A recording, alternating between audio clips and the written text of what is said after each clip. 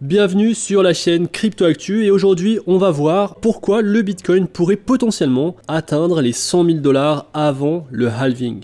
Alors avant de voir ça, passons rapidement à l'actualité des crypto-monnaies, parce qu'il y a de l'actualité quand même assez importante qu'il faut que tu prennes en compte. La SEC semble avoir détourné son attention des crypto-monnaies pour le moment. Le président de la SEC, Gary Gensler, a récemment évoqué l'importance de réguler l'intelligence artificielle, mettant temporairement de côté la question des crypto-monnaies. Il a qualifié l'IA de technologie la plus transformatrice de cette génération, soulignant la nécessité de se préparer à son influence sur les marchés financiers. C'est un changement assez surprenant, d'autant plus que la SEC semblait jusqu'à présent concentrée sur la lutte contre la fraude et les arnaques dans le domaine des crypto-monnaies. Peut-être que Gensler se concentre désormais sur la protection des investisseurs individuels comme toi et moi, ou peut-être que cela découle de la décision d'un juge fédéral le mois dernier qui a jugé que la SEC avait dépassé ses compétences en tentant de réglementer le secteur. Il est également possible que le plus grand gestionnaire d'actifs au monde, BlackRock, exprime désormais un optimisme envers les crypto-monnaies. Dans un autre développement lié à la SEC, Coinbase a demandé à un juge fédéral de rejeter la poursuite de la SEC à son encontre en s'appuyant sur une affaire récente impliquant Ripple. Cette affaire pourrait avoir un impact significatif sur la réglementation des transactions liées aux crypto-monnaies.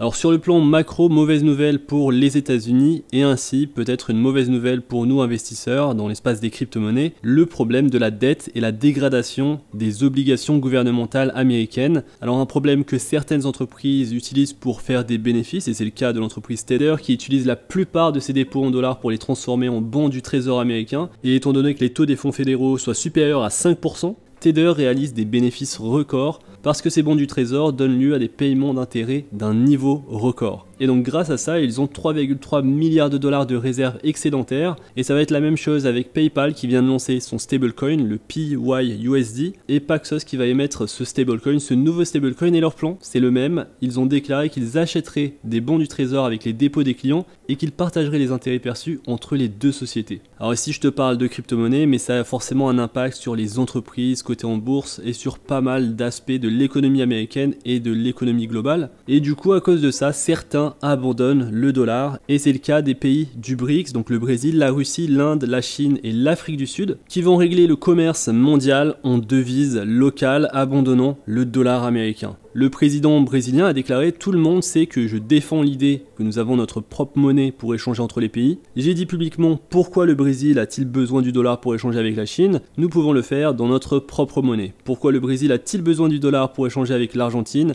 Et dans quelques semaines, du 22 au 24 août, les pays du BRICS ainsi que 20 autres pays se rendront en Afrique du Sud pour discuter de l'abandon du dollar en tant que monnaie de réserve mondiale. Et donc la situation macroéconomique, tu le vois qu'il va y avoir pas mal de volatilité finalement, et que c'est une situation incertaine pour le dollar américain et que ça peut forcément impacter nos investissements. Ce qui est important de comprendre, c'est qu'en plus du fait que près de 80% de tous les dollars américains existants ont été imprimés ces dernières années, plus de 60% de tous les dollars américains en circulation sont en réalité à l'extérieur des États-Unis dans le monde entier. Et donc si d'autres pays abandonnent le dollar et que tout cet argent à l'étranger revient en Amérique et circule sur le marché intérieur, cela pourrait causer un sérieux problème d'hyperinflation.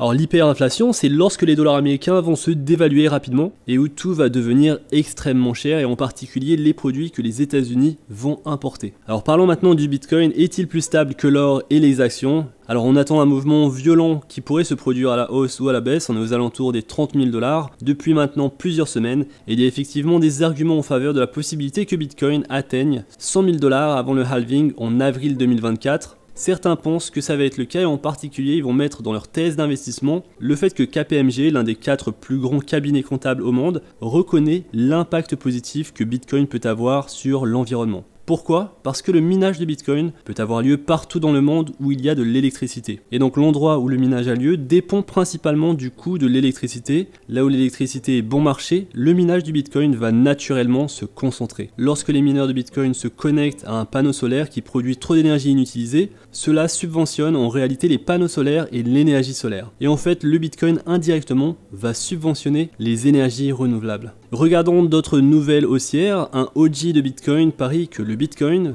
atteindra étonnamment les 100 000 $ avant le halving. Adam Back s'ajoute à la liste croissante de commentateurs du marché qui sont optimistes quant au prix du Bitcoin avant l'événement de halving de l'année prochaine. Alors tu le sais, ce n'est pas le seul, forcément il y a des grosses institutions comme BlackRock qui sont également extrêmement optimistes sur Bitcoin. ce qui rend forcément beaucoup de gens optimistes. Le PDG de Galaxy Digital, Mike Novogratz, déclare que le soutien de Larry Fink à Bitcoin change la donne. Le soutien du gestionnaire d'investissement a pris les investisseurs par surprise le mois dernier, après que BlackRock ait demandé à lancer un ETF Spot Bitcoin. Alors l'ETF Spot Bitcoin, pourquoi c'est si important? Parce que c'est le seul produit d'investissement qui n'a pas encore été lancé sur le marché américain. Et donc il est intéressant de noter que l'ETF Bitcoin de BlackRock ne serait pas possible sans les mineurs de Bitcoin. Et avec des institutions comme BlackRock, Fidelity et ARK Invest qui demandent tous l'approbation de la SEC pour des ETF Bitcoin, il est temps de remercier les mineurs de Bitcoin pour avoir jeté les bases de l'expansion de l'industrie. Alors BlackRock, tu connais, ils investissent dans énormément d'entreprises et ils ont également investi dans la plus grande entreprise minière de Bitcoin appelée Core Scientific et ils l'ont fait pour l'aider à survivre à une faillite. Cette semaine, Core Scientific a nommé Adam Sullivan au poste de PDG dans le cadre de son processus de restructuration. L'entreprise prétend avoir vu une augmentation de sa liquidité ces derniers mois et devrait sortir des procédures de faillite d'ici la fin de l'année.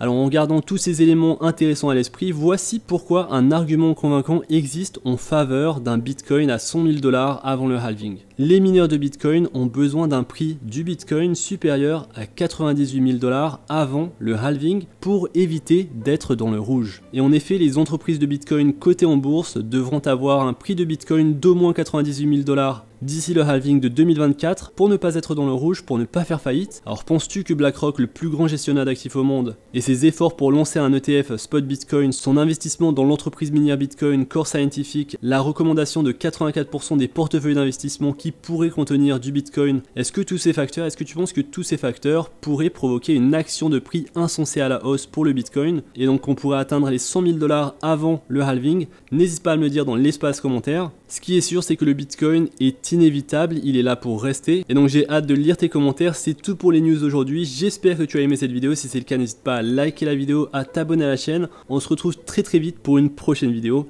D'ici là, reste informé, reste en sécurité et à très bientôt.